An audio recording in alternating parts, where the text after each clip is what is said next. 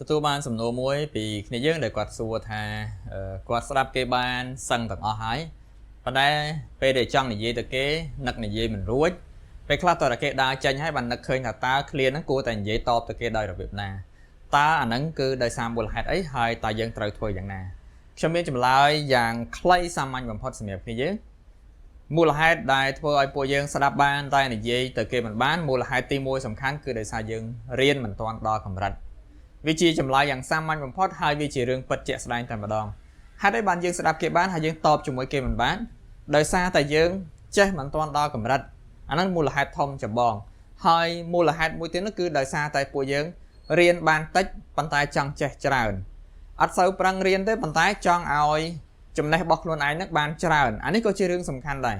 ឧទាហរណ៍ថាគេត្រូវរៀន3ឆ្នាំ4ឆ្នាំ5ឆ្នាំដើម្បីទទួលបានសមត្ថភាពមួយដែលអាចឆ្លើយឆ្លងទៅមកបានយ៉ាងបើយើងនិយាយខ្លីថាចេះអាមក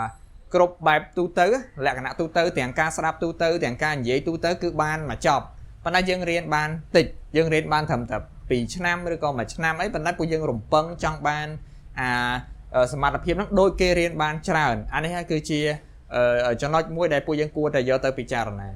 អញ្ចឹងតើយើងគួរតែធ្វើយ៉ាងណាដើម្បីជំនះអារឿងទាំងអស់ហ្នឹងបានឲ្យពួកយើងអាចស្ដាប់គេបានហើយអាចឆ្លើយជាមួយគេបានទៀតជាចម្លើយគឺមានតែមួយទេគឺរៀនបន្តទៀតរៀនហើយរៀនកុំរំពឹងទុករៀនតែរៀនកុំមើលពេលវេលាអ្វីដែលពួកយើងត្រូវធ្វើគឺរៀនជាប្រចាំណាមើលសៀវភៅជាប្រចាំអានសៀវភៅជាប្រចាំមានពាក្យថ្មីជាប្រចាំហើយទន្ទិញជាប្រចាំអីជាប្រចាំរហូតតែម្ដងដោយ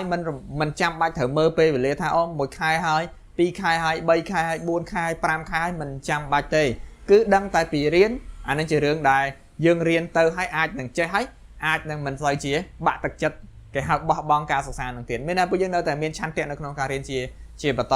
ហើយការរៀនទៀតសោះគឺផ្ដោតទៅលើភាសាទំនាក់ទំនងទូទៅអាការប្រើប្រាស់ប្រចាំថ្ងៃហើយខ្ញុំធ្លាប់បានបញ្ជាក់ទៀតថាបើសិនជាពួកយើងចង់ដឹងថាតើសមត្ថភាពភាសាចិនរបស់យើងនឹងបានប៉ុណ្ណាតើសមត្ថភាពភាសាចិនរបស់យើងនឹងមានកម្រិតគ្រប់គ្រាន់សម្រាប់ការប្រស្រ័យតាក់ទងទូទៅហើយឬនៅបើសិនជាពួកយើងមិនអាចរកគេហៅថាដៃគូសន្តានីឲ្យដឹងអំពីសមត្ថភាពខ្លួនឯងទេខ្ញុំឲ្យចំណុចមួយឲ្យពួកយើងទៅអនុវត្តហើយគិតពិចារណាដោយខ្លួនឯងថាតើពួកយើងនឹងមានសមត្ថភាពគ្រប់គ្រាន់ហើយឬនៅហើយពួកយើងគួរតែធ្វើយ៉ាងណាដើម្បីសមត្ថភាពភាសាចិនរបស់ខ្លួនឯងនឹងមានកម្រិតមួយដែលថាទូទៅហ្នឹងទូទៅមានន័យថាប្រស្រ័យតាក់ទងប្រចាំថ្ងៃអញ្ចឹងណាអញ្ចឹងចំណុចដែលខ្ញុំចង់ឲ្យពួកយើងទៅឆែកខ្លួនឯងគឺពួកយើងសាកពេលដែលពួកយើងក្រោកពីដេកមកហ្នឹងតើរឿងរ៉ាវដែលកើតឡើងនៅជុំវិញខ្លួនយើងអាចពិពណ៌នាវាជាភាសាចិនបានអត់អញ្ចឹងណាឧទាហរណ៍ពួកយើងចង់និយាយថាថ្ងៃនេះយើងក្រោកម៉ោង6ហើយយើងក្រោកមកយើងធ្វើឲ្យគេខ្លះហើយយើងមានកម្រងធ្វើឲ្យគេខ្លះហើយពេលដែលពួកយើងបានទៅធ្វើហ្នឹងពួកយើងធ្វើបានលទ្ធផលឲ្យគេខ្លះយើងយកអារឿងទាំងអស់ហ្នឹងជាយើងសាកល្បងនិយាយជាភាសាចិនតើការនិយាយរៀបរាប់របស់យើងហ្នឹងវាបានគ្រប់ចំណុចអត់បើសិនជាពួកយើងរៀបរាប់ហើយ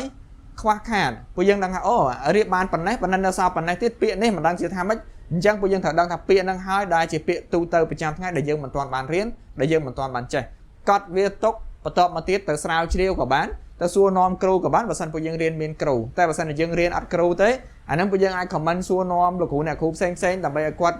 ផ្ដល់ជាចម្លើយមកឲ្យយើងផងហើយយើងអាចសិក្សាស្រាវជ្រាវស្វែងយល់បន្ថែមដោយខ្លួនឯងតាមរយៈបណ្ដាញសង្គមឬក៏តាមរយៈអ៊ីនធឺណិតអីផ្សេងដើម្បីឲ្យយើងទទួលបានអាពាក្យដែលចាត់ទុកជាពាក្យទូទៅហ្នឹងហើយយើងមិនបានចេះអាហ្នឹងជារឿងសំខាន់ដើម្បីវាស់ស្ទង់អំពីភាពទូទៅរបស់យើងពីព្រោះយើងនិយាយបែបហ្នឹងមានន័យថាពាក្យទូទៅប្រចាំថ្ងៃគឺយើងចេះហើយប៉ុន្តែបើសិនយើងអត់បាននិយាយយើងអត់ដឹងថាតើពាក្យទូទៅប្រចាំថ្ងៃយើងចេះបានប៉ុណ្ណានៅសល់ប៉ុណ្ណាទេអាហ្នឹងជារឿងដែលពួកយើងត្រូវពិចារណាត្រូវឆ្លោះប្រចាំមើលខ្លួនឯងអញ្ចឹងណាហើយខ្ញុំបញ្ជាក់ដែរថាបើសិនជាពួកយើងអ្នកខ្លះទៀតគឺគាត់ធ្វើការស្ដាប់អញ្ចឹងគាត់ថាខ្ញុំដូចជាមិនចង់ទៅរៀនជាមួយគ្រូតើល្អឬក៏មិនល្អសួរខ្លួនឯងវិញថាតើជាប្រចាំថ្ងៃពួកយើងរៀនបានអីគេខ្លះអំពីកន្លែងការងារតើពួកយើងរៀនបានពាក្យថ្មីជាប្រចាំទេតើពួកយើងរៀនបានចំណេះដឹងថ្មីទាក់ទងនឹងភាសាហ្នឹងជាប្រចាំទេបើសិនជាពួកយើងរៀនបានជាប្រចាំហើយមិនចាំបាច់ទៅរៀនជាមួយគ្រូក៏បានដែរប្រឹងតែស្រូបយកនៅចំណេះដឹងដែលចេញអំពីការងាររបស់យើងហ្នឹងយកមកដាក់យកមកប្រើយកមកអនុវត្តទៅអាហ្នឹងវាល្អប្រសើរដោយសារអីយើងទៅរៀនជាមួយគ្រូក៏ដោយយើងទៅរៀនខ្លួនឯងក៏ដោយគឺក្នុងវត្ថុបំណងមួយដើម្បីបំពេញចន្លោះខ្វះខាតភាសាហ្នឹងនៅក្នុង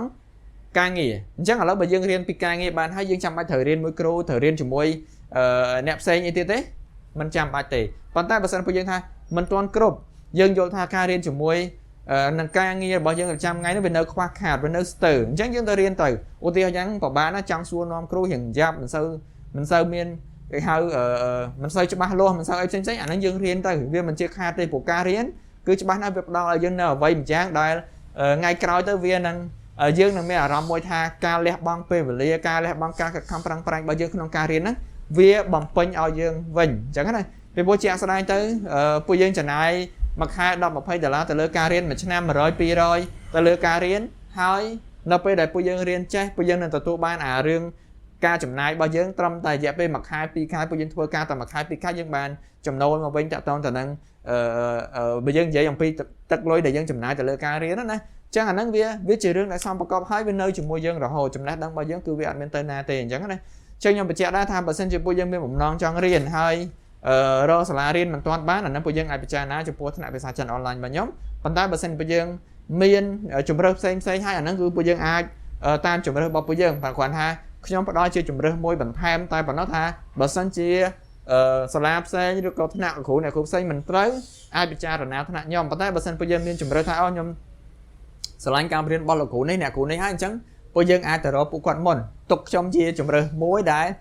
ពេលគេហៅមួយក្នុងចំណោមជំរើសផ្សេងអញ្ចឹងណាអញ្ចឹងខ្ញុំមានតែប៉ុណ្្នឹងទេចំពោះការចែករំលែកទៅលើសំណួរដែលគ្នាយើងគាត់សួរថាស្ដាប់គេបាននិយាយទៅគេមិនបានតបទៅគេមិនរួចតទៅគេដើរចេញមកស្ទូបាននឹកឃើញតាមមូលហេតុអីអញ្ចឹងខ្ញុំនិយាយម្ដងទៀតថាខ្លីបំផុតគឺដោយសារតែពួកយើងចេះមិនទាន់ដល់កម្រិតជាចំណុចសំខាន់និងចំណុចទី2គឺដោយសារតែពួកយើងរៀនបានតិចប៉ុន្តែរំពឹងចង់ចេះច្រើនអញ្ចឹងវាធ្វើឲ្យយើងមានអារម្មណ៍បែបហ្នឹងយើងចេះឆ្ងល់ថាហេតុអីតាមពិតអត់មានអីហេតុអីគឺដោយសារយើងរៀនបានតិចពេកយើងរៀនស្ទើរអញ្ចឹងយើងនៅខ្វះខាតចំណុចទាំងអស់ហ្នឹងបើខ្ញុំបែងចែកបើខ្ញុំទៅវិភាគខាងក្នុងទៀតយើងវិភាគបានទៀតមូលហេតុអីដោយសារយើងពេលនិយាយគិតច្រើនពេកអីអញ្ចឹងទៅប៉ុន្តែវាអត់មានន័យអីទេអារឿងទាំងអស់ហ្នឹងដោយសារតែយើងចេះអត់តន់ដល់ហ្នឹងហើយបានពួកយើងទៅគិតច្រើនបានពួកយើងទៅខ្វល់ខ្វាយច្រើនបើសិនតែពួកយើងចេះដល់កម្រិតពួកទោះបីពួកយើងខ្វល់ខ្វាយយ៉ាងណាក៏ពួកយើងនៅតែអាចនិយាយចេញដែរអាហ្នឹងវាជារឿងសាមញ្ញទូទៅបំផុតអញ្ចឹងណាប៉ុន្តែដោយសារយើងចេះប៉ុណ្ណឹងហើយដល់ពេលយើងចង់ទៅរនឹកចង់ទៅគិតយ៉ាងណាក៏វាមិនទាន់មកបានដែរដោយសារយើងរៀនបានតិចយើងនៅខ្វះបទពិសោធន៍ខ្វះការអនុវត្តអីបន្ថែមទៀតអញ្ចឹងណាចឹងខ្ញុំជូនប៉ុណ្ណឹងចំពោះសំណួរចម្លើយហើយក៏ដូចជាការបញ្ចេញមតិបន្ថែមក៏ដូចជាការលើកឡើងពីថ្នាក់អនឡាញណាចាប់អារម្មណ៍តាក់ទងថ្នាក់អនឡាញអាចជជែកជាមួយខ្ញុំហើយយើងអាចជជែកគ្នាតាក់ទងទៅនឹងរបៀបនៃការបរៀនសភៅអីផ្សេងទៅតាមជាក់ស្ដែងតើពួកយើងធ្លាប់រៀនក៏មិនធ្លាប់រៀនហើយធ្លាប់រៀនតិចឬក៏ច្រើនអីចឹងទៅណាចឹងខ្ញុំបញ្ចប់វីដេអូនៅប៉ុណ្ណឹងហើយយើងចាំជួបជជែកគ្នានៅវីដេអូក្រោយទៀតណាអរគុណ